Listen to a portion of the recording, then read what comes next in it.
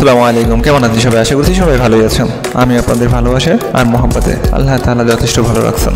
চলুন আজকে আমরা জানার চেষ্টা করি ইসরায়েল হঠাৎই ইরানের উপরে কেন আক্রমণ করলো, এর পিছনে ইসরায়েলের কি ভয় রয়েছে। সম্প্রতি ইসরায়েলের নেতৃত্বে ইরানে একটি বড়সড় সামরিক হামলা হয়েছে। গোটা বিশ্ব বিস্মিত। ইরানেই বা এমন কি ছিল যে এত বড় ঝুঁকি নিয়ে ইসরায়েল আক্রমণ করলো? আজকের ভিডিওতে আমরা জানবো ইরানে হামলার মূল 5টি কারণ। প্রথমত, পারমাণবিক কর্মসূচি থামানো। ইসরায়েল বহুদিন ধরে ইরানের পারমাণবিক কর্মসূচি নিয়ে উদ্বিগ্ন। ইরান গোপনে পারমাণবিক বোমা তৈরি করছে বলে আশঙ্কা করছে তেল আবিব। এই হামলায় ইরানে আরাক হেভি ওয়াটার রিঅ্যাক্টর এবং ফর্ডো ইউরেনিয়াম সমৃদ্ধকরণ কেন্দ্রে টার্গেট করা হয়েছে। বিশেষজ্ঞদের মতে এটি ছিল ইরানকে পারমাণবিক শক্তি হওয়ার পথে থামিয়ে দেওয়ার একটি পদক্ষেপ। যদিও বলা যাচ্ছে না ইসরায়েল কতটা সফল হবে ইরানকে পারমাণবিক অস্ত্র তৈরিতে বাধা প্রদান করতে। 2 নম্বর কারণ হিসেবে আমরা ধরতে পারি শীর্ষ সামরিক নেতাদের নির্মূল। হামলায় নিহত হয়েছেন ইরানের রেভলিউশনারি গার্ডের কয়েকজন উচ্চপদস্থ কর্মকর্তা। লক্ষ্য ছিল ইরানের প্রতিরক্ষা ও হামলা পরিকল্পনায় নেতৃত্ব দানকারীদের দুর্বল করা। বিশেষ করে আইআরজিসি প্রধান হুসাইন সালামির মৃত্যুর খবর ব্যাপক প্রতিক্রিয়া সৃষ্টি করেছে।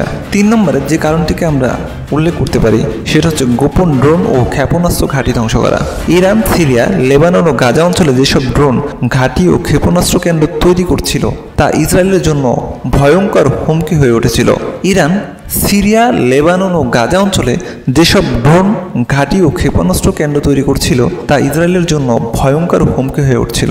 ইসরায়েল এই সামরিক ঘাঁটিগুলোকেও হামলার মাধ্যমে ধ্বংস করেছে, বিশেষ করে বুশেহর ও ইস্পাহানে। 4 নম্বর কারণ হিসেবে বলা যায় নেতানিয়াহুর রাজনৈতিক স্বার্থ।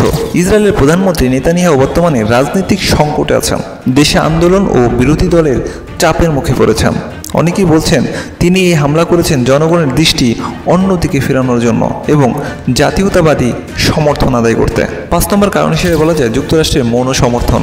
যদিও যুক্তরাষ্ট্র সরাসরি এই হামলায় অংশ নেয়নি, তবে মধ্যপ্রাচ্যে মার্কিন সেনা উপস্থিতি এবং ইসরায়েলের ঘনিষ্ঠ মিত্র হওয়ায় তারা অন্তরাল সমর্থন দিচ্ছে বলেই বিশ্লেষকরা মনে করেন। তাছাড়া স্যান্ডকমের মাধ্যমে যুক্তরাষ্ট্র ইরানের গতিবিধিও ট্র্যাক করছিল।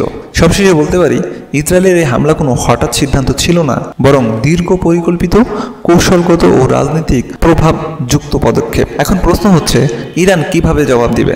যুদ্ধ কি আরও ছড়িয়ে পড়বে নাকি এখানেই শেষ হয়ে যাবে? আপনার মতামত জানাতে কমেন্টস করুন এবং ভিডিওটি ভালো লাগলে লাইক ও সাবস্ক্রাইব করতে ভুলবেন না। ভালো থাকবেন, ধন্যবাদ সবাইকে।